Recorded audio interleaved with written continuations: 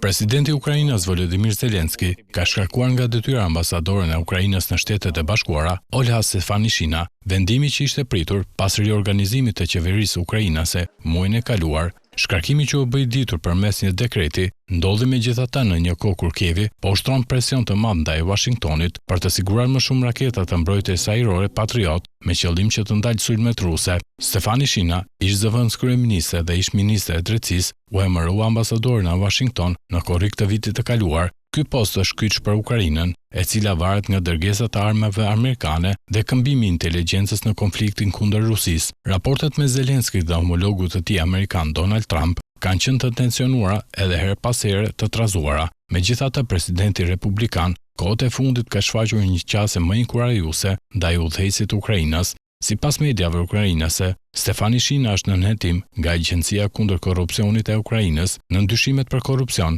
megjithatë ndaj saj nuk është ngritur zyrtarisht ndonjë akuzë. Zelensky, i cili bëri ndryshimin e qeverinë në korrik, ende nuk ka njoftuar se kush do ta zëvendësojë Stefanishinën si ambasadore në Washington.